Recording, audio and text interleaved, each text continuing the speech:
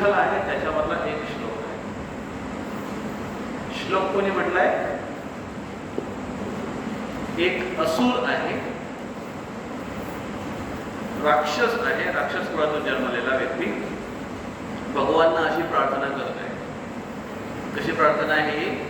जसं कोणी एखादा शुद्ध भक्त भगवंताची प्रार्थना करतोय असं एक असुर प्रार्थना करतोय. म्हणजे असुर शरीरामध्ये असून सुद्धा वास्तविक तो असुर नाही, सूर आहे किंवा भगवंताचा भक्त महाभागवत आहे. काय त्याची प्रार्थना आहे? न नाकपृष्ठम न च पारमेष्ठम न सार्वभौम न रसा अधिपत्य. मला स्वर्ग सुख नको आहे, मला त्याच्यापेक्षा पण उच्च, स्वर्गापेक्षा पण उच्च ग्रह आहे कुठला? ब्रह्मलोक, तो पण नको आहे. नाही मला सार्वभौम, या जगामध्ये पूर्ण जगाचा सम्राट बनण्याची पण मला इच्छा नाही आहे. न रसाधिपत्यम, ना की या जगाच्या खाली जे लोक आहेत, रसातळ पातळ जे लोक आहेत, त्या लोकांचा पण मला राजा बनण्याची अजिबात इच्छा नाही आहे. अशी प्रार्थना आपण पण करू शकतो. करू शकतो की नाही? काय प्रार्थना करू शकतो?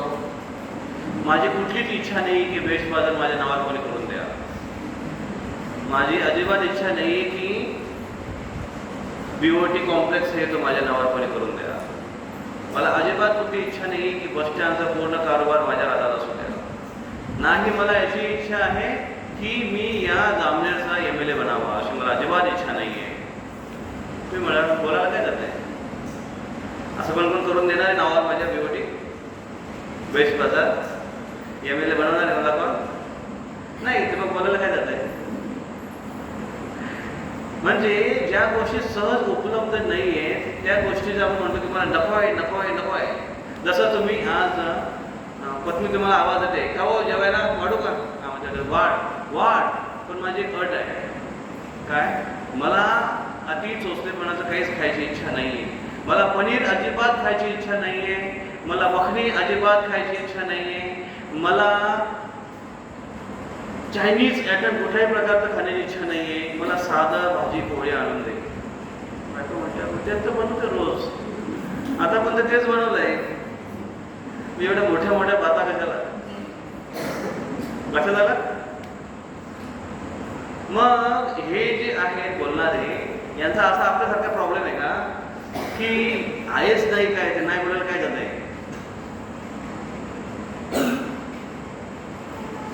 ते ज्या अर्थाने म्हणता येते त्या अर्थाने ते जर विचार करतील आणि ते जर मागतील तर त्यांना ते मिळेल, ही त्यांची योग्यता आहे. हे कसं आहे? जसं एका किराणा दुकानासमोर तुम्ही उभे आहात आणि दुकानाचा मालक तुमचा नातेवाईक आहे आणि त्याला तुम्ही सांगताय की मला तुमच्या दुकानातला बिस्किट पार्लेजीचा पुडा पण नको आहे, मला क्रॅकजॅक पण नको आहे, आणि नाही मला मेलोडी पाहिजे, नाही मला कुठलं चॉकलेट पाहिजे. हां, तिथे म्हणू शकतो. हां, का? कारण देऊ शकला असता तो मागितल्याबरोबर लगेच. तसं हे मिळू शकतं, सहज म्हणून मिळू शकतं. पण ते प्रार्थना काय करताय? मला भगवंत हे नको आहे, नको आहे, नको आहे, नको आहे. का नको आहे? त्याचा एक सुंदर प्रसंग येतो भागवतामध्ये. प्रल्हाद महाराज, भक्त प्रल्हाद यांच्या वडिलांना हिरण्यकशिपूला आत्ता जस्ट ताजं फाडलंय. म्हणजे सर्जरी केली, open heart surgery. Operation successful, patient liberated.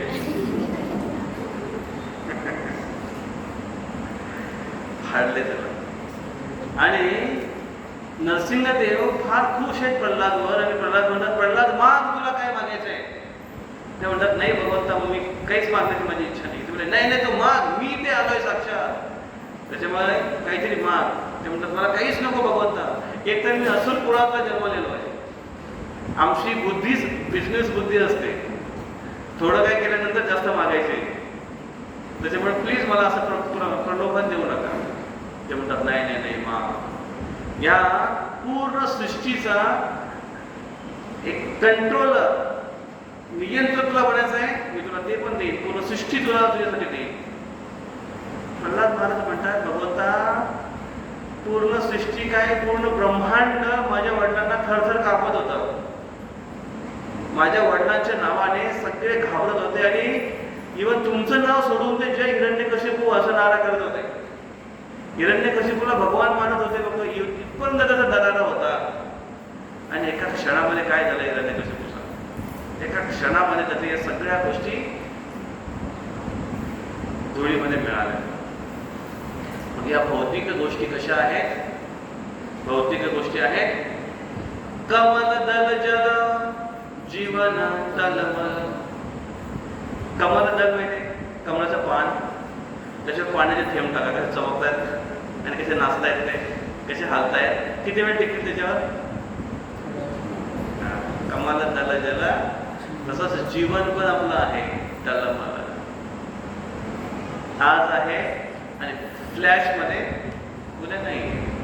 आज आपण हकीकत मध्ये आहे, कदाचित उद्या आपण जाऊ फ्लॅश बॅक मध्ये. वन्स अपॉन अ टाइम, इसवी सन पूर्व असा एक व्यक्ती होता कोण्या एका काळी, आहे की नाही. आणि आपलं ऐश्वर सुद्धा असंच धुळीला मिळू शकतं आणि मिळणार आहे. आणि त्यातलं काही सोबत येणार नाही याची पूर्णपणे त्यांना जाणीव होती, खात्री होती. आणि म्हणून ते म्हणताय, प्रल्हाद महाराज म्हणताय की भगवंता मला काहीच नको आहे. तुम्हाला जर द्यायचंच आहे तर तुमच्या चरणांचा आश्रय द्या आणि तुमचा कधीही मला विस्मरण नको याचं आश्वासन द्या. आणि भगवंता प्रल्हाद महाराज म्हणताय की माझी एक चिंता आहे, एक खंत आहे या भौतिक जगातल्या लोकांप्रती, की मी तुमच्या नावाचा आश्रय घ्यायला शिकलोय आणि कुठेही असं भौतिक जगामध्ये मी तुमचा स्मरण करून तुमचा संग प्राप्त करू शकतो. पण या भौतिक जगामध्ये लोक जे आहेत यांना ही कला अवगत नाही आहे. त्यामुळे मी तुमचा स्मरण करून तुमचा संग प्राप्त करू शकत नाहीये. माझी एक चिंता आहे की या सगळ्यांचा उद्धार व्हावा, एवढंच मला पाहिजे. आणि प्रल्हाद महाराज यांचा एक साक्षात्कार असा आहे की या भौतिक जगातल्या सगळ्या गोष्टी, सगळ्या वस्तू या निरर्थक आणि या टेम्पररी आहेत आणि शाश्वत फक्त तुमचे चरण कमल आहेत प्रभू. आणि म्हणून ते प्रार्थना करतायत आणि म्हणतात या भौतिक जगातलं मला काहीही ऐश्वर नको आहे. कारण भौतिक जगातलं ऐश्वर कसं आहे, क्षणभंगू.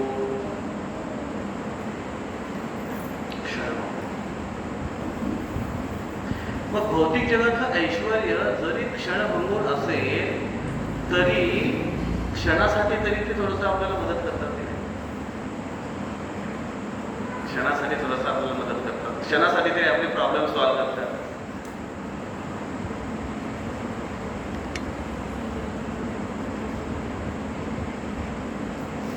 हे धन आपले प्रॉब्लेम सॉल्व्ह नाही करू शकत. एका वेळेस अशी चर्चा सुरू होती की दिस our material prosperity will not eradicate our problems. तर एक फक्त म्हणतात, but Prabhuji, this material prosperity will make our problem comfortable. थोडंसं कम्फर्टेबल करतील ते प्रॉब्लेम, ॲटलिस्ट थोडंसं राहत तर मिळेल. येस, ऑफकोर्स राहत मिळेल. आणि त्यासाठी तेवढे प्रयत्न आपले असतात, पण केवळ त्यासाठी अट्टहास करून जीवनाचा उद्देश त्याला समजून, तो जीवनाचा एक पार्ट आहे, जीवनाचा उद्देश नाही आहे. आणि म्हणून वैष्णवगण, भक्तगण भगवंताप्रती हीच प्रार्थना करतायत की मला भौतिक जगातलं काही नकोय भगवंता. काय पाहिजे मला?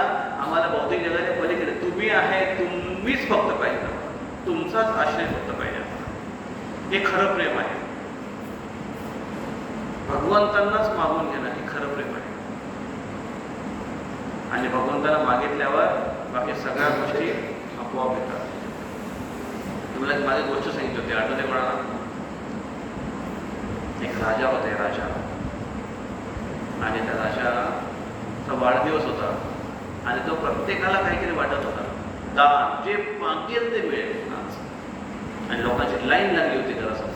राजवाड्यासमोर. आणि प्रत्येक जण काय काय मागायचा. कोणी TV मागायचा, TV नव्हता ना तेव्हा.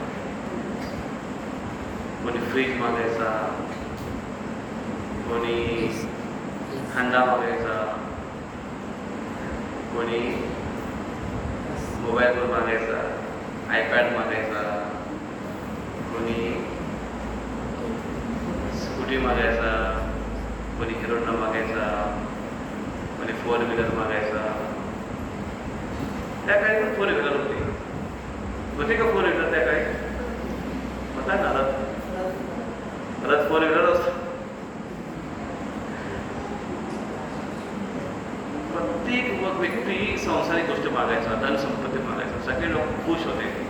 एक गोडी महिला होती, तिने काय, ती पण लाईनमध्ये उभी होती. आणि लोक म्हणतात दादा तुझे काय 10 गेले 5 राहिला तर तू काय मागते? तुला काय नाही बाळा, मला नाही काय मागायचं. राजा समोर आले. राजा बोलतो आजीबाई मागा, तुम्हाला काय पाहिजे? ते बोलले काय नको रे बेटा, मला काहीच नको आहे, मला फक्त एकच आश्वासन पाहिजे. काय की मला मुलगा नाही आहे, त्याच्यामुळे तू जर माझा मुलगा झालास आणि मी तुझी आई असेल तर मला खूप बरं वाटेल. तर राजा म्हणतो अरे वा, अजून काही नको? ते म्हणजे नाही, अजून नाही, एवढंच फक्त पाहिजे की तू माझा मुलगा व्हावास आणि मी तुझी आई व्हावी, अजून मला काहीच नको. राजा फार खुश झाला. हीच काय अशी एक महिला भेटली की जिला माझ्यापासून काय नको, पण जिला माझ्या प्रत्यक्ष मी पाहिजे, असं एक रिलेशन पाहिजे तिला. राजा पण फार खुश झाला. ते बोलले अजून काय देऊ का? मग आई तुला काय देऊ का? ते बोलले नाही नाही, काय नको, माझ्याकडे सगळं आहे, मी खुश. आणि निघून गेले. आणि लोक तेव्हा हसत होते की काय मूर्ख आहे वेळी, सकाळपासून लाईनमध्ये उभी राहिली आणि लाईनवर नंबर आल्याने म्हणते मला काहीच नको. आणि त्याच्यानंतर मग सगळे लोक, गाव पूर्ण खुश झाला राजावर, सगळ्यांना आशीर्वाद देऊन हॅपी बर्थडे करून सगळे लोक निघून गेले. काही दिवसानंतर त्या आजीबाईने एक पत्र पाठवलं राजाला की अरे बेटा, तुझ्या बहिणीचं लग्न ठरतंय आणि त्या लग्नाला भाऊ पाहिजे ना, भावाचं कार्य असं काम असतं ना लग्नाला. मी एकटीच आहे, भावाचं कार्य आहे, तर तू ये, तुझ्या बहिणीला आशीर्वाद द्यायला या, छोटी बहिणी तुझी, असं तिने फक्त पत्र टाकलं. हे जेव्हा राजाने बघितलं तर राजाला आठवण आली, हा ही कोण बाबा मला म्हणते, तुला तीच ही गोडी आजी होती, तिने फक्त मला रिलेशनशिप मागितली होती. आणि राजा फार खुश झाला की अशी न मागणारी कोण, सेल्फलेस, निस्वार्थ सेवा, निस्वार्थ प्रेम करणारी कोण महिला मिळाली. आणि राजा म्हटला की यस यस, बिलकुल बिलकुल. त्याने लगेच प्रधानमंत्री सांगितलं बघा बरं, ती अशी अशी महिला होती, ती आजी होती, तिने मला सांगितलं होतं तिच्या मुलीचं लग्न ठरत आहे, आपल्याला जायचं आहे तिथे, तर जाऊन व्यवस्था करा बघा तिकडे व्यवस्थित आहे की नाही. आणि प्रधानमंत्री लगेच आले तिथे, महाराज येस महाराज येस. आणि प्रधानमंत्रीला कोण बाबा ती मुली कोण? पत्ता शोधला तिचा, ती तिकडे दूर राहते जंगलामध्ये, इथून काहीतरी किलोमीटर दूर राहते. ती म्हणून मग राजा जातील कसं काय? तुला राजा जातील कसं काय? रोड बनवा. आणि एक्सप्रेस हायवे बनवायला सुरुवात झाली. गावाचे लोक विचार करायला लागले की हा रोड इकडे जंगलात कुठे चाललाय? ते बोले आजीबाईच्या कोठीजवळ. का?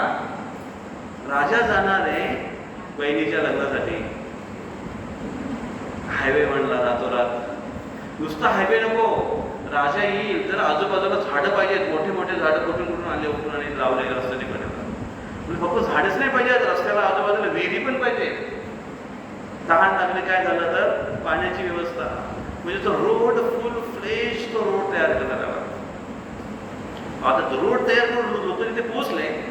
ते म्हणजे महाराज जर इथे आले बसतील कुठे? झोपडीमध्ये, तिथे ते AC पण नाही. मग त्याने म्हटलं की महाराज येतील तर बसायला काय पाहिजे इथे. आणि त्याने लगेच कन्स्ट्रक्शन सुरू केलं. रातोरात त्याने मोठा महल बांधला तिथे. महलमध्ये राजाला बसण्याची व्यवस्था, आजीबाईची व्यवस्था, बहिणीची व्यवस्था, सगळं सगळं सगळं ऐश्वर्याराम तयार झालं. आणि मग आता राजा येतोय, तर मग राजा येईल तर राजा असं थोडा येणार आहे. राजा पालखीमध्ये येईल, 2 दराके सहित येईल, गाजावाजा करत येईल. आणि त्याच्यामुळे ती सगळी व्यवस्था करण्यात आली. तिथे पोहोचल्यानंतर येणाऱ्या लोकांची व्यवस्था झाली पाहिजे. राजाच्या बहिणीचं लग्न आहे, म्हणजे बहिणी का अशीच आहे का? बहिणीला चांगले कपडे पाहिजेत, राजाच्या बहिणी शोभले पाहिजे, दागिने पाहिजे. कोण मुलगा आहे तो, बघा तो व्यवस्थित आहे का? आणि मग राजाची आई आता आहे, तर मग आईला असंच ठेवून चालणार नाही, आई पण चांगली सजली पाहिजे. एकच फक्त मागितलं होतं, काय? एक रिलेशनशिप मागितले होते, एक प्रेमाचा संबंध मागितले होते राजासोबत. आणि काय मिळाला? सगळंच मिळालं. आणि लोक जे तिला हसत होते त्यावेळेस, ते लोक आपण बघत अरे बापरे, ही बुढी बायला फार बुद्धिमान आहे बाबा, हिने जे मागितलं तेवढं डोकं तर आपल्याला कोणालाच नाही, असं ते विचार करायला पाहिजे. आणि परमनंट त्यांना सगळं काय करावं. तसं जेव्हा छोट्या छोट्या वस्तू मागतोय म्हणजे फार घाट्याचा धंदा आहे. काय मागतोय? हांडा, कळशी, हांडाच म्हणतात कळशी. हांडा कळशी का म्हणतो मी? कारण इकडे भांडे वाटले जातात जामनेरमध्ये, असं मी ऐकलं आहे ना, वाटतात ना कुठेतरी भांडे म्हणतात, कोणतरी अशी काही स्कीम आहे भांड्यांची. त्याच्यामुळे लोक येतात त्या वस्तू मागणं किंवा अजून कुठल्या ग्रह उपयोगी वस्तू मागणं, ह्या सगळ्या घाट्याचा धंदा आहे. मग खरा धंदा काय आहे? खरा भगवंतांनाच मागणं, जेणेकरून दुसरं मागण्याची गरजच नाही पडणार. मग भगवंत येतील का स्वप्नात, रातोरात घर भरून देतील का? भगवंत आम्ही तुम्हाला मागितलं, चला तुम्हीच आमचे सगळे काही वाहता, आणि उद्या उठून वाट बघतोय. अरे भगवंताने आज काही केलं नाही, उद्या करतील कदाचित. परत रात्री झोपला स्मरण करत करत करत परत वाट बघतोय, परत दुसऱ्या दिवशी काय होईल? नाही. हे मागण्यासाठी भगवंतांना मागलं होतं, भगवंतांना मागितलं होतं शुद्ध प्रेमापोटी. आणि त्याच्यासोबत बाकी सगळ्या ज्या गोष्टी मिळाल्या त्या डिटेल्स. म्हणून हे असुर आहे, पण काय मागतात आणि कसं मागतात? शुद्ध फक्त ज्या पद्धतीने मागतात त्या पद्धतीने. त्याला म्हणतात पूर्णपणे समर्पण, आत्मसमर्पण. भगवंताच्या चरणावर आत्मसमर्पण करणं. आणि आत्मसमर्पणाचा आज आपण ज्याच्यावर चर्चा करणार आहोत, तो एक मोठा फेस्टिवल आहे, तो म्हणजे चिडा दही फेस्टिवल. मागच्या वर्षी पण आपण साजरी केला होता चिडा दही फेस्टिवल. मागच्या वर्षी पण चर्चा केली होती. कोणाला आठवते का थोडंफार चिडा दही? चिडा दही म्हणजे काय? चिडा म्हणजे काय? चिडा पोहे, पोह्याला चिडा म्हणतात. आपण चिवडा म्हणतो, आपण चिवडा म्हणतो ना, पोह्यांचा चिवडा, चिडा म्हणतात बंगालमध्ये. चिडा त्याच्यासोबत काय असतं? दही. चिडा आणि दही असा एक साधा सिंपल एक पदार्थ असतो, पण तो खूप रुचकर असतो आणि खूप स्वादिष्ट असतो, खूप चांगला असतो. तर ही घटना घडली जवळजवळ 500 वर्षापूर्वी, 500-550 वर्षापूर्वी. एक पाणीहाटी नावाचं एक स्थान आहे, गंगेच्या किनारी एक गाव आहे, त्याचं नाव आहे पाणीहाटी. कलकत्त्यापासून आपण निघालो मायापूरकडे यायला की मध्ये रस्त्यावर लागतो, तिथे हा उत्सव घडला होता. त्या उत्सवाचे नायक आहेत रघुनाथ दास गोस्वामी. यांना टायटल गोस्वामी होतं असं नाही, पदवी होती असं नाही, उपाधी होती अशी नाही. वास्तविक भक्तीमधला त्यांचा तो स्तर होता गोस्वामी. ज्यांनी इंद्रियांना नियंत्रित केले त्यांना म्हणतात गो स्वामी. गो म्हणजे इंद्रिय, स्वामी म्हणजे नियंत्रक, गोस्वामी. आणि दुसरा एक असं त्याला म्हणतात गोदास. गोदास म्हणजे जो इंद्रियांचा दास आहे. इंद्रियांचा दास म्हणजे काय? मनाने म्हटलं की तिकडे जाऊन यायचं, मनाने म्हटलं आज बसलोय ऐकता ऐकता, मनाने म्हटलं तर मोबाईल काढा, मोबाईल काढला. मनाने म्हटलं की बोर झालोय, टी व्ही लावा, टी व्ही लावायचं. मनाने म्हटलं जप करता करता मनाने काहीतरी म्हटलं, बदल थकलं आता राहू दे, एकच बाळा बाकीच्या नंतर करू, तर सोडून दिलं. मनाचं ऐकणारा, मन का मौजी माया का फौजी.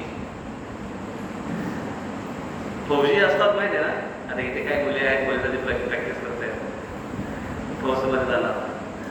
माया का मन का मौजी, जो मनाचा मौजी असतो ना, मन मौजी पद्धतीने कार्य करणारा तो माया का फौजी असतो. म्हणजे माया देवी असते, तिच्या हातातला कठपुतली असते. म्हणून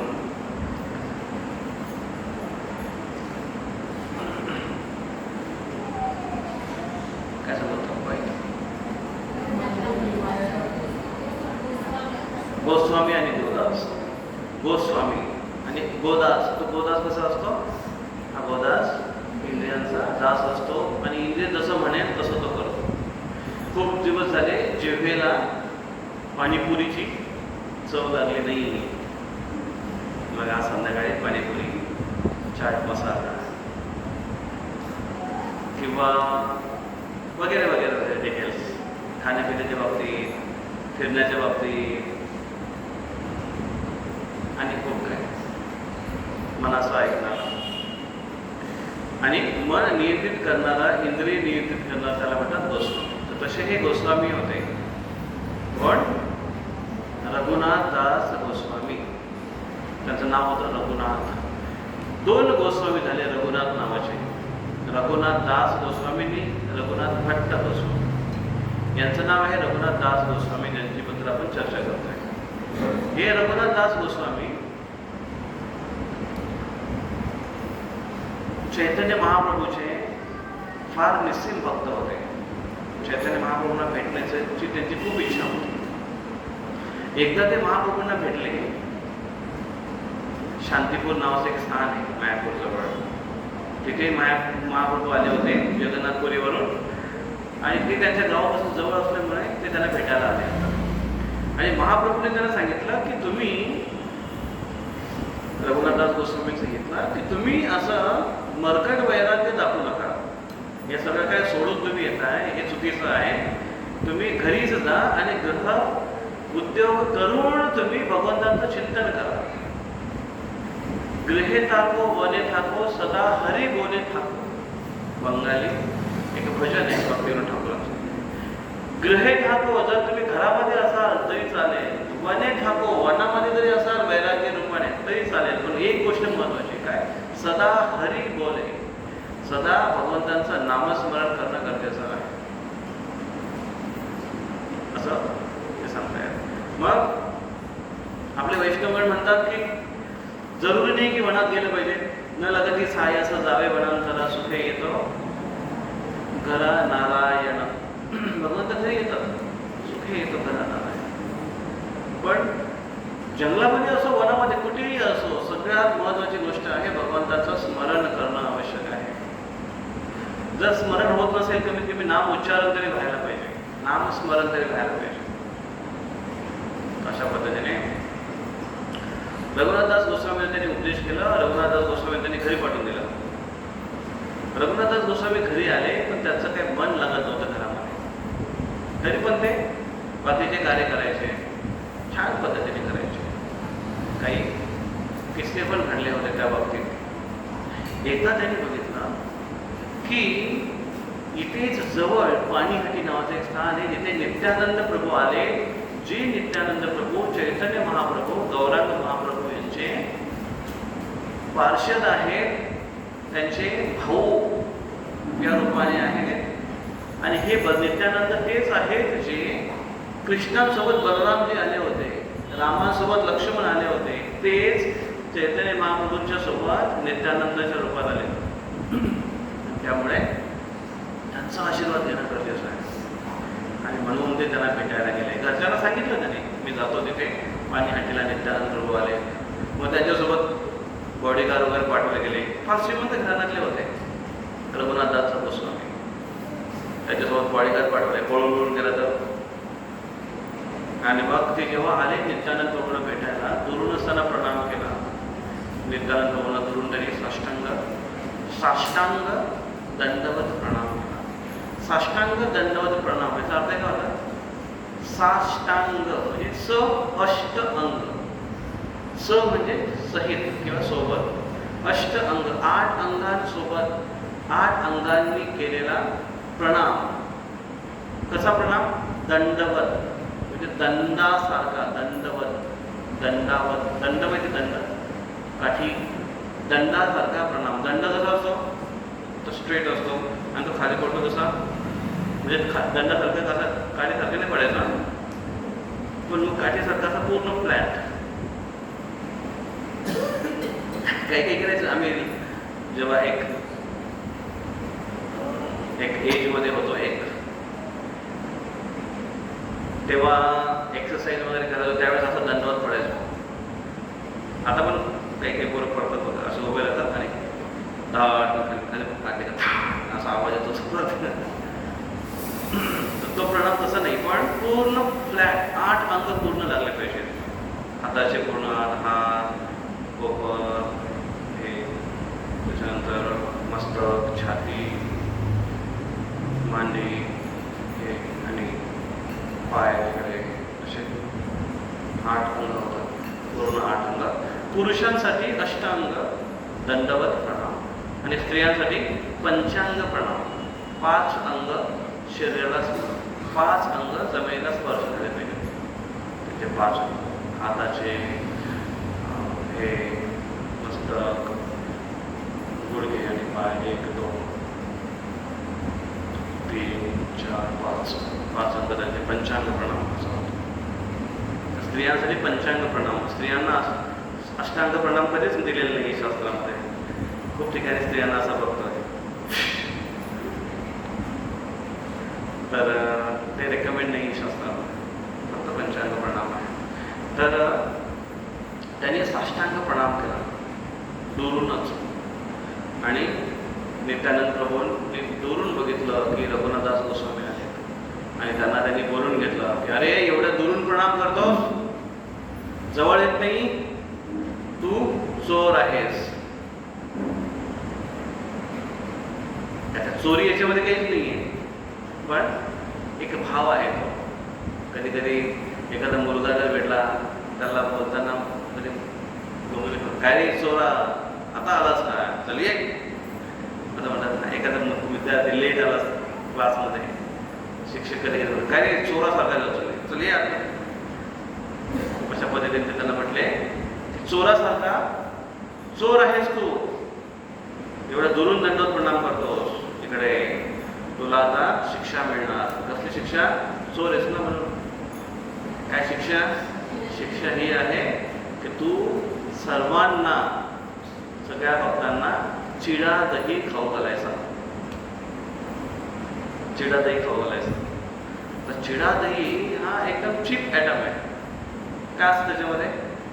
पोहा, दही, दूध लागतं पोहा भिजवायला, साखर असते, केळा, थोडंसं फ्रुट्स. तिथे बंगालमध्ये केळी असते, त्याच्यामुळे एक वेगळ्या प्रकारचा केळा असतो. चपाकला म्हणतात ना, चपाकला. केळ्याला कला म्हणतात, कला, चपाकला एक वेगळ्या प्रकारचे. बंगालमध्ये तुम्हाला खूप व्हरायटीची केळी बघायला मिळते, माग पण खूप असतात. आम्हाला वाटतं बंगालमध्ये केळी खूप आहेत म्हणून स्वस्त असेल, आम्ही गेलो होतो एकदा बघायला. बऱ्याच व्हरायटीचे, एक एवढसा केळा होता, काही कसे एवढे लांब होते, काही असे वेगळ्याच आकाराचे होते. एक तर एवढा मोठा केळा दिसला आम्हाला, मोठा एवढा लांब केळा, ब्राऊन कलरचा होता. हे काय, हा काय? त्याला विचारला, किती भरपूर किंमत सांगितली त्यांनी. एक केळा एवढा भाग आहे. आम्ही फक्त प्राईस विचारत आमचं पोट भरलं, मग आम्ही निघून. तर एक चपाकाला एक चांगला केळादार टाकतात आणि त्याच्याने हे थोडंसं कर्पूर, थोडं कापूर टाकतात, घी थोडंसं असतो त्याच्यामध्ये. अशा पद्धतीने एक वेगळ्या पद्धतीने ते बनवलं जातं. आणि ज्याला सांगितलं हे फिस्ट स्पॉन्सर करायला, ते रघुनाथदास गोस्वामी हे त्या काळचे करोडपतीपेक्षा मोठे पती होते. ते म्हणजे आज विचार, म्हणजे समजू शकतो तुम्ही, अरबो खरबोपती होते, एवढे श्रीमंत होते ते. इंद्रासारखं ऐश्वर्य त्यांच्याकडे असं म्हटलेलं आहे चरित्रामृतमध्ये. एवढे श्रीमंत होते. आणि त्यांच्यासाठी चिडा दही स्पॉन्सर करणं म्हणजे काही, त्यांनी सांगितलं की जा गावामध्ये कुंभाराचं दुकान शोधा आणि त्याच्याकडे जेवढे मटके असतील, जेवढ्या साईजचे सगळे घेऊन येतात. कुंभार किती खुश झाला असेल, होलसेल गिराईक मिळाला. आणि जेवढं गावामध्ये जेवढं दूध असेल सगळं दूध जमा करा, जेवढं दही असेल सगळं दही जमा करा, आणि सगळं साहित्य साखर वगैरे सगळं मागितलं मोठ्या क्वांटिटीमध्ये आणि बनवायला सुरुवात केली. सुंदर प्रिपरेशन केलं, भगवंताला भोग लावला, नित्यानंद प्रभूंना अर्पण केला आणि सगळ्या भक्तांना वाटायला सुरुवात केली. प्रत्येकाकडे तिथे 2 ऑप्शन होते त्यावेळेस. काय 2 ऑप्शन होते? एक चिडा दूध आणि दुसरा चिडा दही. कारण काही लोकांना दही नाही आवडत म्हणून त्यांना चिडा दूध, काही लोकांना दूध नाही आवडत, बऱ्याच लोकांना दूध आवडत नाही, काही लोकांना दुधाचा वास घेतला की उलटी होते. होते का कोणाला येते? नाही असेल तर सांगा, इथेच मी तुमच्यासाठी वेगळी अरेंजमेंट करू आम्ही. नंतर तुम्ही म्हणाल की आम्हाला सांगितलं नाही आम्हाला. कोणाला होते दुधाची उलटी? नाही ना. तर मग त्यांच्यासाठी चिडा दूध, दुसरा चिडा दही, असे 2 पात्र आणि 2 पात्र प्रत्येकाच्या हातात द्यायचे आणि प्रत्येकजण 2 घेऊन जायचं. त्याला जे वाटेल ते काही काही द्यायचे, ज्याला जी व्हरायटी आवडते ती घेऊन जायचे आणि खायला चालू करायचे. मटक्यामध्ये खायला अजून एक मजा असते. तुम्ही बाकी बिहारची कुल्लडमध्ये लस्सी पिलीत का? कुल्लडमध्ये त्याची वेगळी मजा असते. कुल्लडमध्ये एक वेगळं बनवतात. वृंदावन आहे बाकी बिहार.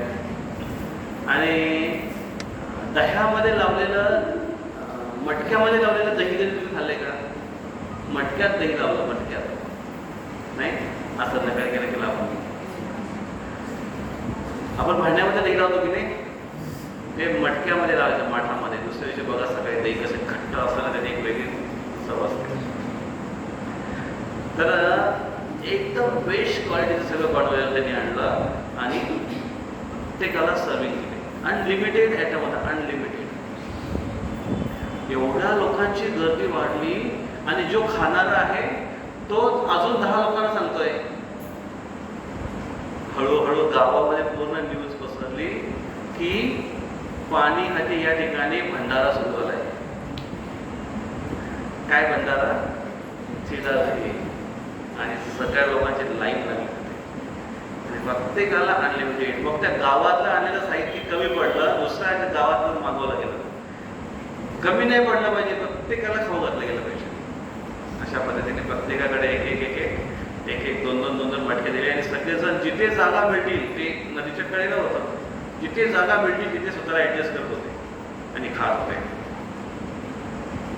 सुरुवातीला काही लोक बसले, नंतर जागाने काही लोक उभे राहिले. उभे राहून पण दाटी होत होते. तर काही लोक नदीत उतरले, गंगा नदीमध्ये, किनाऱ्याला गंगा नदी होती, नदीत उतरले. काही लोक गुडघावर पाण्यात उतरले. काही लोकांना गुडघ्यावर पाण्यामध्ये पण गर्दी झाली, तर काही लोक कमरेवर पाण्यात उतरले जागा करता. आणि काही लोक तर छातीवर पाण्यामध्ये उभे राहून असे खात होते. मोठी गर्दी झाली. आजूबाजूच्या गावातले लोक यायला लागले. का? मोठी फिस्ट आहे, चिरादही फिस्ट. काही लोकांनी बघितलं की अरे नदी पूर्ण पॅक झाली, आता जाणार कुठे? वाहत, नदीचा स्पीड आहे, वाहून जाऊ आपण. काही लोक झाडावर चढले आणि झाडावर चढले तिथे बसून चिरादही खायला लागले. असा मोठा फिस्ट तिथे साजरी केला आणि जोरदार कीर्तन केलं. त्या कीर्तनामध्ये चैतन्य महाप्रभू प्रकट झाले. जिथे जिथे वैष्णवांची सेवा मनसोक्तपणे आनंदाने केली जाते, तिथे गुरु संतुष्ट होतात. जिथे गुरु संतुष्ट होतात तिथे भगवंत प्रकट होतात. एकदम साधा सिंपल सूत्र आहे भगवंतांना संतुष्ट करण्याचं, भगवंताला खुश करण्याचं. भगवंतांना खुश करण्यासाठी भक्तांना जर खुश केलं, भगवंत ऑटोमॅटिकली खुश होतात. आणि रघुनाथदास गोस्वामी हे चैतन्य महाप्रभूंची कृपा प्राप्त करण्यासाठी, चैतन्य महाप्रभूंपर्यंत पोहोचण्याचा त्यांनी खूप खूप खूप प्रयत्न केला. पण एवढा सगळा प्रयत्न करूनही चैतन्य महाप्रभूची कृपा मिळाली नाही. मग जेव्हा नित्यानंद प्रभूचा आश्रय घेतला आणि नित्यानंद प्रभूंच्या मार्गदर्शनाने बाकीच्या वैष्णवांची सेवा केली, तेव्हा त्या सेवेद्वारे नित्यानंद प्रभू संतुष्ट झाले आणि साक्षात चैतन्य महाप्रभू पण प्रकट झाले आणि मोठा उत्सव झाला. त्यानंतर रघुनाथदास ठाकूर यांनी प्रत्येक वैष्णवांचा आश्रय, प्रत्येक वैष्णवाला त्यांनी प्रार्थना केली आणि प्रत्येक वैष्णवांकडून आशीर्वाद मागितला. नित्यानंद प्रभूंनी सांगितला की प्रत्येक वैष्णवांकडे जा, त्यांच्याकडून त्यात आशीर्वाद घ्या तुमच्या भक्तिमय जीवनामध्ये पुढे जाण्यासाठी. आणि रघुनाथदास गोस्वामी प्रत्येका व्यक्तीकडे गेले आणि त्यांच्याकडून आशीर्वाद मागितले, त्यांच्या पायात पडले आणि सोबत त्यांना प्रसाद खाऊ घातला आहे ना. मग आता जाताना एक दक्षिणाची एक छोटंसं पाकिट त्याने योग्य व्यक्तीला योग्य अमाऊंट त्याच्यात टाकून प्रत्येकाला दिली, सील पॅक करून. नाही तर उघडून बघेल एक दुसरा, मला कमी दिला त्याला जास्त दिलं. त्या हिशोबात त्या पद्धतीच्या वातावरणानुसार त्याने पॅक करून दिलं प्रत्येकाला एक गिफ्ट. प्रत्येक जण जाताना खूप खूप संतुष्ट होऊन रघुनाथदास गोस्वामींना भरपूर आशीर्वाद देऊन गेले. आणि तिथे नित्यानंद प्रभू एवढे संतुष्ट झाले.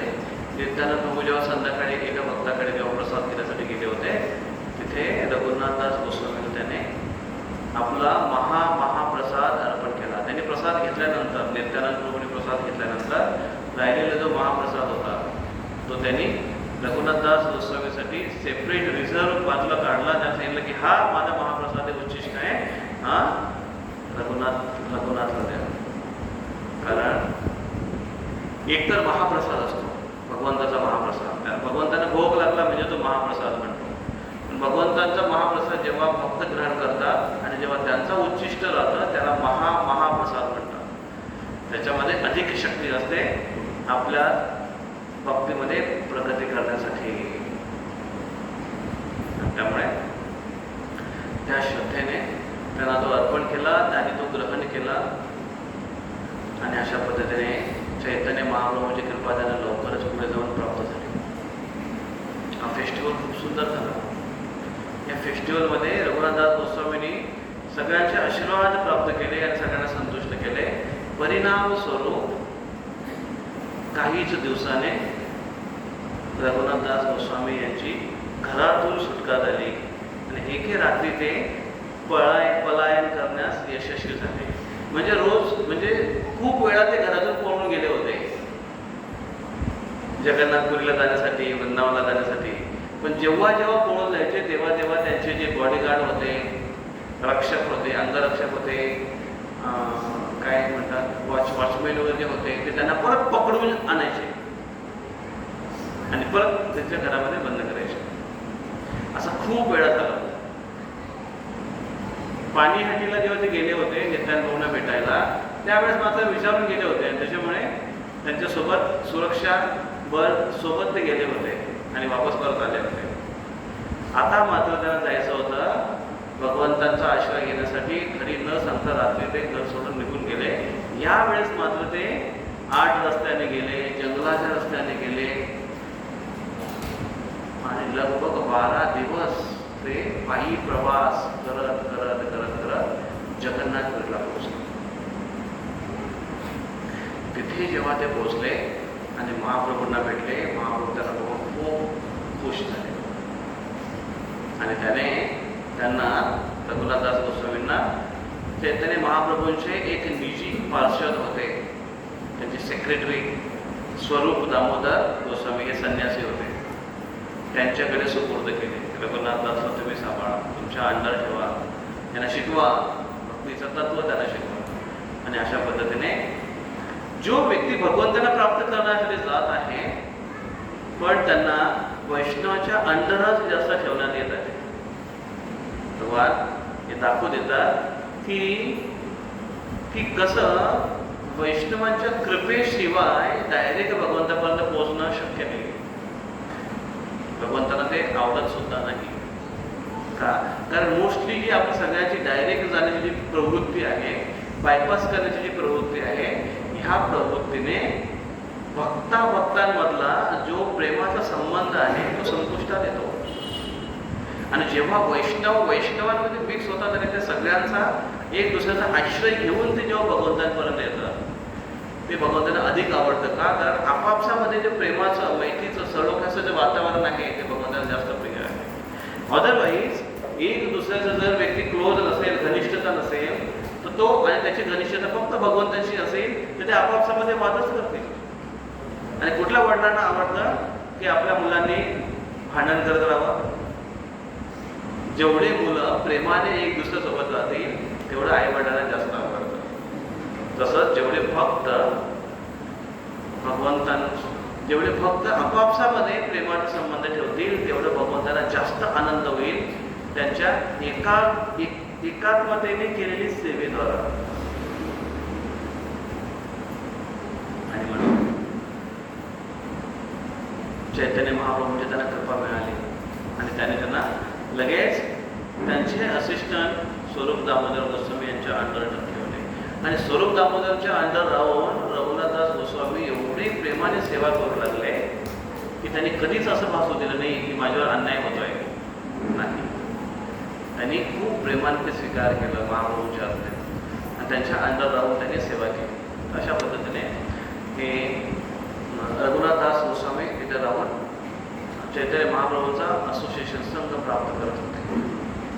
हे रघुनाथदास गोस्वामी चैतन्य महाप्रभूंच्या कृपेमुळे यांना भक्तीमध्ये एक विशेष रस आणि रुची प्राप्त झाली की ते जे नाव घ्यायचे भगवंतांचा, हरिनाम जे घ्यायचे ते भगवंतांचा, हरे कृष्ण कृष्ण कृष्ण हरे हरे, हरे राम राम राम हरे हरे. भगवंताचं नामस्मरण जे करायचे त्या नामस्मरणामध्ये त्यांना रस यायला लागला. रस, नामस्मरणामध्ये रस येतोय का?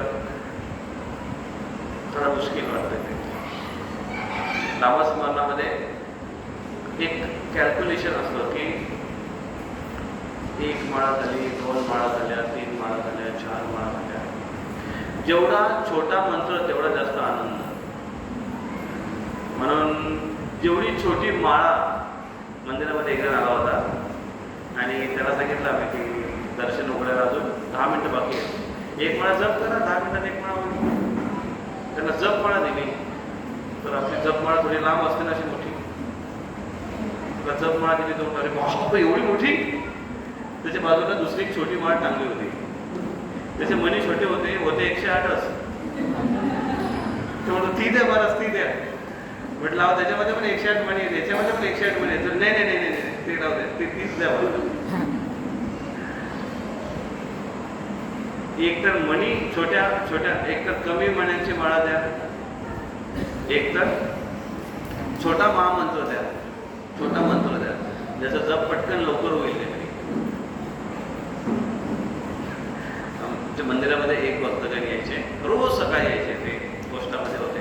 सकाळी आले, तिथे सायकल लावली, मंदिरामध्ये आले की सायकलीवर लक्ष, बाहेर सायकल लावली, त्याला काही काही सामान असायचं. भगवंतांना उभे राहतील, इथे भगवंत आहेत, हा दरवाजा बाहेरचा आहे, इथे भगवंतांना उभे राहतील, लक्ष इकडे बाहेर सायकल जवळ काय गेलं नाही पाहिजे. आणि मंत्र त्यांचा एक छोटासा मंत्र, राम राम राम राम राम राम राम राम राम, 2 मिनिटामध्ये पूर्ण म्हणा होते. आणि राम राम राम राम झालं लगेच पटकन ठेवले, चालले. म्हटलं का हो झाला? हो झालं. म्हटलं एवढं 2 मिनिटात कसं काय होतं? बोले राम राम राम. मी म्हटलं एखाद्या हरे कृष्ण महामंत्र पण करा, हरे कृष्णा कृष्णा कृष्णा हरे हरे, हरे राम राम राम हरे हरे. एवढे नाही हो, त्याला खूप वेळ लागतो. एवढा वेळ लागतो त्याला. त्याच्यामुळे थोडंसं शॉर्टकट आणि छोटंच काहीतरी मिळालं तर जरा बरं असं, अशी एक भावना असते. रघुनाथदास गोस्वामीचं तसं नव्हतं. त्याच्यामुळे हरे कृष्ण महामंत्र त्यांना रस निर्माण व्हायला लागला. भगवंताचं नामस्मरणामध्ये त्यांना रुची यायला लागली. आणि जेव्हा रुचीपूर्ण जेव्हा नाव घेतो आपण, रुचीयुक्त आपण खातो का?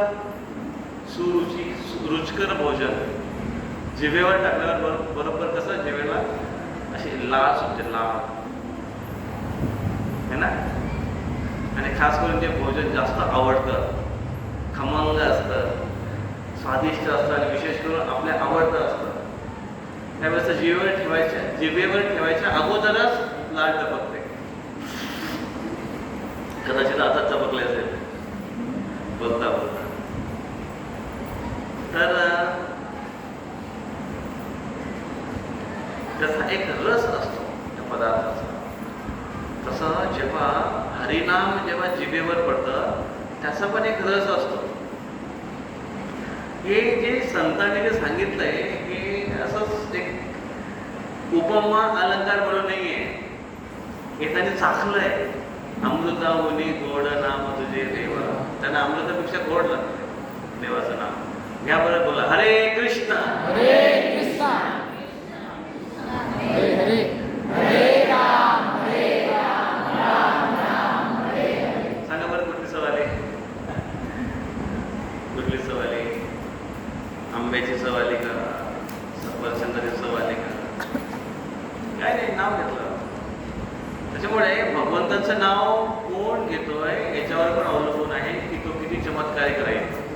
मंत्र सेम असेल पण उच्चारण करणारा व्यक्ती जर तेवढा तीव्रतेचा असेल तर सेम मंत्र परिणाम करणार. ज्या मंत्राने कदाचित आपल्यावर परिणाम होत असेल. प्रॅक्टिस खूप महत्वाची आहे. त्याच्यामुळे ते नामस्मरण असे करायचे. नंतर जगन्नाथपुरीवरून चैतन्य महाप्रभूंनी त्याला सांगितलं की तुम्ही वृंदावनला जा. आणि वृंदावनला जाऊन रूप गोस्वामी, सनातन गोस्वामी यांना असिस्ट करा, यांना मदत करा. वृंदावनातले तीर्थस्थान यांचा उत्थान करण्यासाठी फार मोठी सेवा केली त्यांनी. नाहीतर आज जर आपण वृंदावनला गेला असतो आपल्याला काहीच माहिती नसणार. राधा कोण कुठे आहे, श्याम कोण कुठे आहे, गोवर्धन कुठे आहे, टेकडीच वाटली असती. त्याचे आजूबाजूचे एवढे सगळे क्षेत्र आहे ते माहिती नसतं आपल्याला.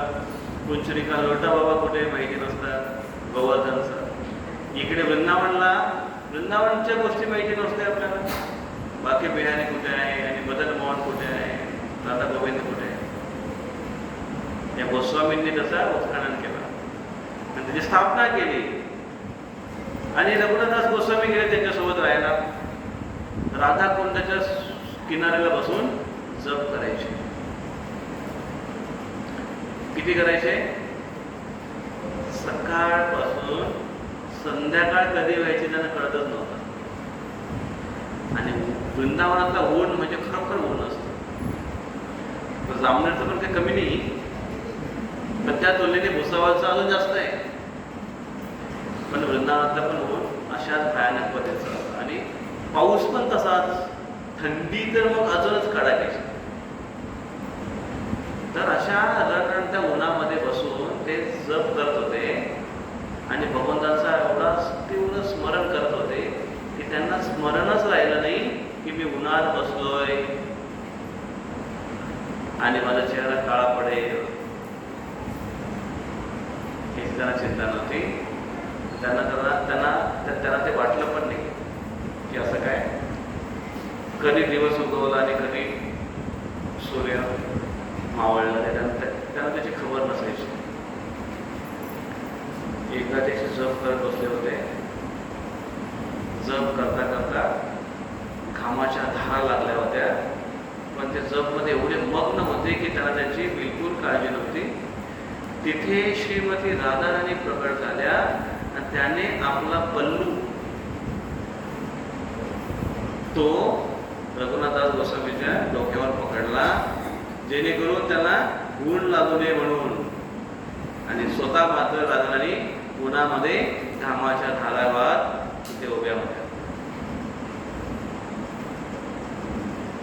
फक्त ही सेवा करतोय, हरिनामाची सेवा करतोय हे बघून राधाराणींना राहवला नाही आणि राधाराणी त्यांना आशीर्वाद देण्यासाठी आले. हे जेव्हा सनातन गोस्वामीने बघितलं, त्यांनी रूप गोस्वामी रघुनाथदास गोस्वामीने सांगितलं की हे योग्य नाही की राधाराणी तुझी सेवा करेल, आपण त्यांची सेवा करण्यासाठी आलोय. मग ते म्हणतात की मला माहीतच नाही, सॉरी चूक झाली. ऍक्च्युली ही गोष्ट म्हणजे किती प्रतिष्ठेची गोष्ट आहे नाही. समजा तुम्ही उद्या जप करायला गेले टेरेसवर की बघू बरं राधाराणी येते का, आणि अचानक तुम्ही जप करत करत बसले हरे कृष्ण कृष्ण कृष्ण हरे हरे हरे राम, आणि तुम्हाला पण गुण लागतंय आणि तुम्ही पण तरी पण तुम्ही डोळे उघडायला तयार नाही का.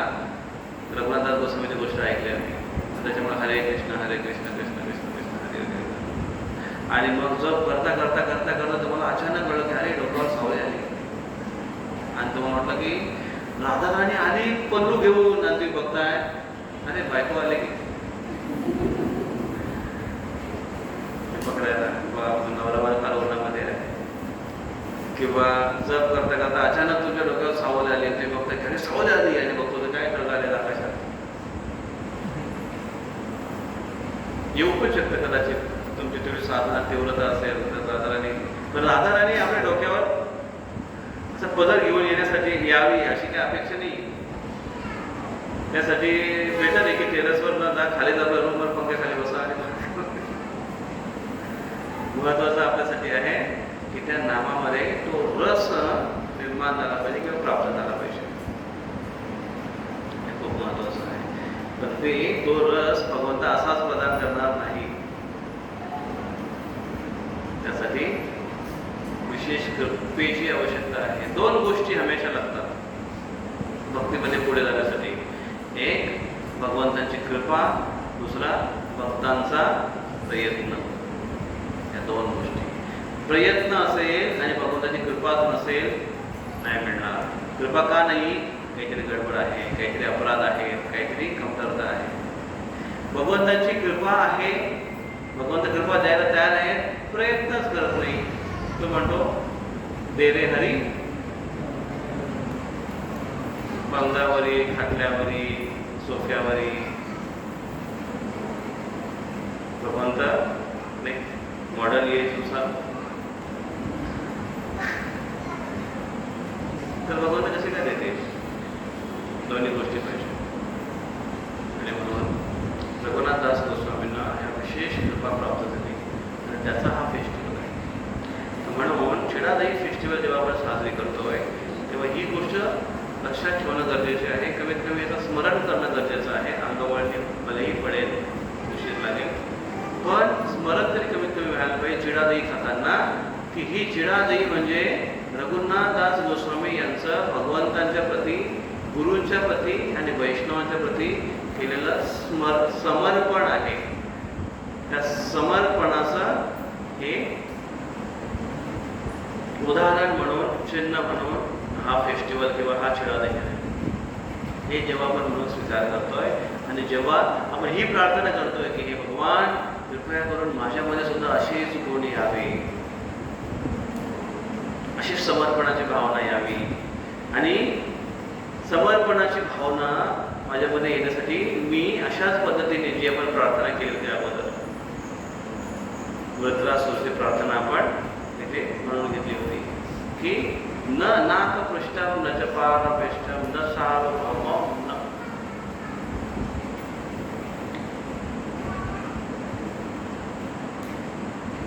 न अपुनर्भव, पुनर्जन्म घेण्याची इच्छा नाहीये, सार्वभौम मला बनायचं नाहीये, मला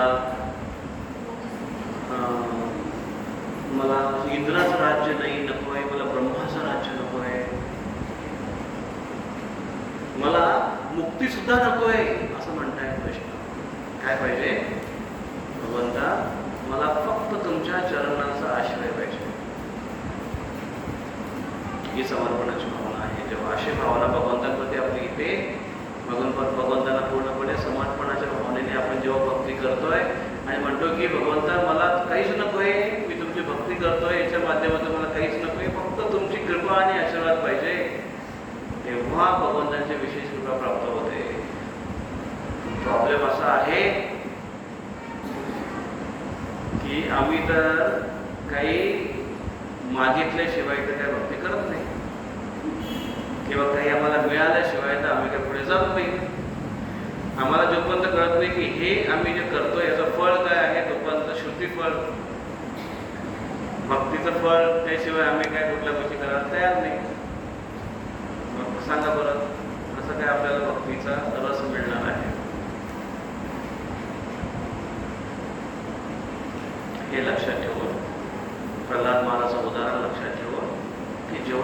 मागणार आहे ते क्षणिक आहे. ह्या गोष्टी आज आहे उद्या नाही आहे. भौतिक जगाचा तो नियमच आहे. त्याच्यामुळे भगवंतांकडे मागण्यासारखं जर काय असेल तर शुद्ध प्रेममयी सेवा मागितली पाहिजे. आणि शुद्ध प्रेममयी सेवा करण्यासाठी ज्या पण काही गोष्टीची आवश्यकता आहे भगवंताला सांगू शकतो.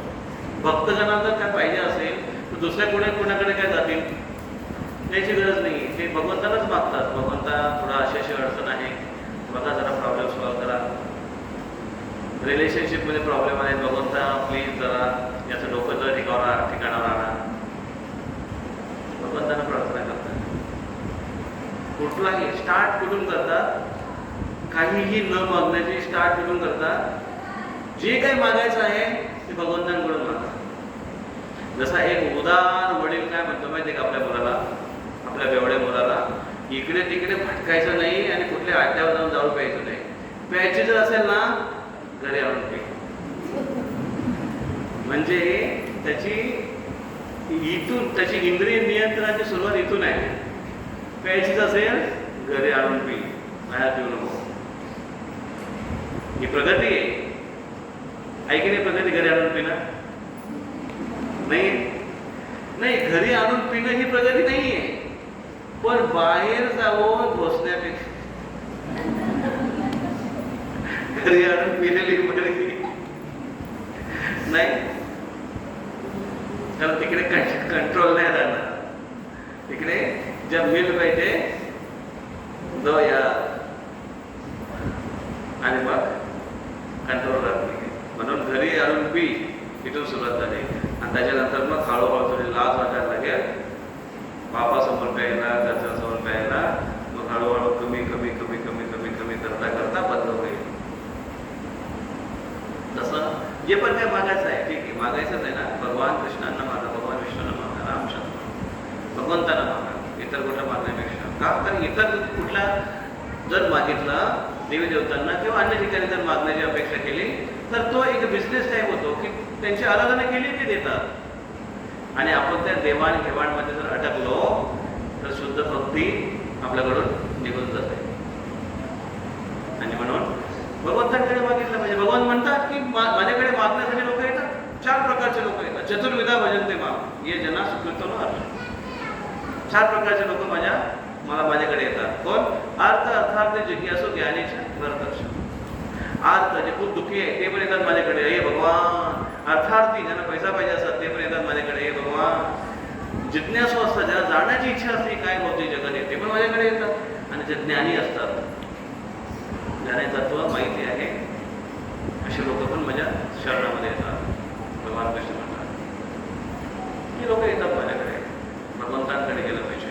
आणि त्याच्यानंतर भगवंतांकडे जाऊन हळूहळू मग ही प्रगती केली पाहिजे की भगवंत मला बाकीच्या गोष्टी आता बस झाल्या, आता फक्त मला तुम्ही पाहिजे.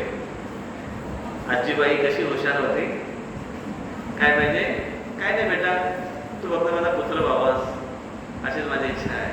फक्त मला रिलेशनशिप पाहिजे. हे भगवान कृष्ण मला काही जास्त नको आहे. काय पाहिजे? तुमच्याशी रिलेशनशिप पाहिजे. काय रिलेशनशिप? मी भक्त तू देव ऐसे झाले. मी भक्त आहे तुमचा, तुम्ही भगवंत आहात. हाच रिलेशन मला कायम ठेवायचा. आणि मग भगवंत सगळ्या गोष्टी टेक केअर करतात. योगक्षेम वहामी अहम. योग आणि क्षेम ज्या गोष्टी हव्या आहेत त्या भगवंत देतात. आणि क्षेम ज्या गोष्टी हव्या आहेत त्या देतात. आणि ज्या गोष्टीची कमतरता आहे त्या आपण स्वतः वहन करतात. योगक्षेम वहाम्यहम. पण कसं करतील ते योगक्षेम वहाम्यहम? अनन्यश्चिंतयन्तो माम ये जना. अनन्यश्चिंतयन्तो माम ये जना परिपासते तेषां नित्याभियुक्तानां योगक्षेमम्. अनन्यश्चिंत, जेव्हा अनन्यश्चिंतन करून अनन्य भावनेने जेव्हा मला शरण येतो एखादा व्यक्ती, तेव्हा मी त्याच्या सगळ्या गोष्टी पुरवतो. आणि जे नाहीये ती पण झीज भरून काढतो. अनन्य भावना म्हणजे काय? अन्य काहीच नाहीये. भगवंता व्यतिरिक्त अन्य काहीच नको आहे आम्हाला, भगवंता आपण फक्त पाहिजे. अशा पद्धतीने समर्पणाची भावना जेव्हा असते तेव्हा भगवंत प्राप्त होतात. जेव्हा मुलाची समर्पणाची भावना असते तेव्हा आई त्याला पटकन उचलून घेते. तशी समर्पणाची भावना असते, भगवंत पटकन उचलून घेतात. म्हणजे भगवान ने उठा लिया, तसं नाही, टेक केअर, भगवंत काळजी घेतात. तर असा हा समर्पणाचा असा फेस्टिवल आहे. हरे कृष्ण कृष्ण कृष्ण हरे हरे, हरे राम राम राम हरे हरे. श्री महोत्सव की, रघुनाथ दास गोस्वामी की, जगद्गुरु श्री गोपाल की. बोला, काही प्रश्न आहे?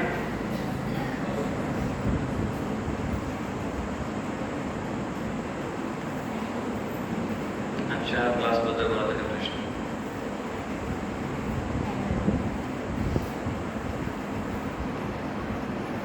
काही अनाउन्समेंट?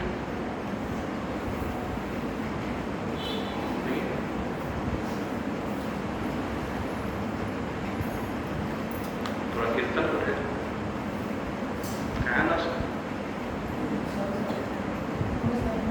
19 तारखेला रथयात्रा आहे, 19 जुलै भुसावळला. सर्वांचं स्वागत आहे. कुठे रथयात्रा आहे? जगन्नाथपुरीला जाऊन रथयात्रा ओढू नाही शकत, रथ ओढू नाही शकत. भुसावळला येऊन रथ ओढू शकता. 19 तारखेला रविवार आहे, सुट्टी आहे, सर्वांना येणं जमेल. संध्याकाळी 4 वाजल्यापासून. तर काय वेळ सांगा?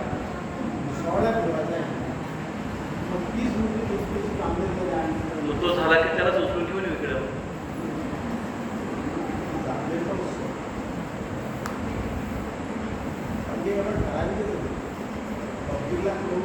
पब्लिकला कळू दे जरा.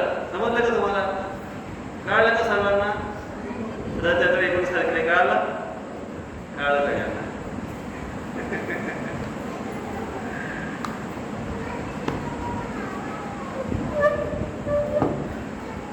रथयात्रा उत्सव म्हणजे एक जन्माष्टमीसारखा उत्सव आहे. आणि त्याच्या सेवा जन्माष्टमीच्या सेवेसारखे आहे. आणि आपल्याकडे भक्त किती आहेत सेवा करणारे, ते बोटावर बोलण्यासारखे. त्याच्यामुळे 2-2 सेवाचा लोड लगेच एका पाठोपाठ घेणं मुश्किल नाही. कारण जुलैमध्ये रथयात्रा आणि लगेच ऑगस्टमध्ये जन्माष्टमीचं कलेक्शन सुरू होतं. ऑगस्ट आणि सप्टेंबरमध्ये जन्माष्टमी. त्याच्यामुळे 2-2 फेस्टिवल एका पाठोपाठ करणं शक्य नाही. आणि रथयात्रा ही जी पुरीला रथयात्रा काढतात त्याच दरम्यान काढणं कंपल्सरी केले त्यांनी पुरीवाल्याने. पंडा लोकांनी कंपल्सरी केलं आहे की कोणाला पण रथयात्रा काढायची असेल तर जगन्नाथपुरीचा रथ जो निघतो आणि जाऊन रिटर्न येतो 9 दिवसात, तेवढ्याच दरम्यान रथयात्रा काढली गेली पाहिजे. कधी पण काढू नये, आणि त्यांचा कायदेशीर नियम आहे. ॲक्च्युली जगन्नाथ म्हणजे जगाचे नाथ आहे, ते उडीय नाथ नाही आहे. रेकॉर्डिंग चालू.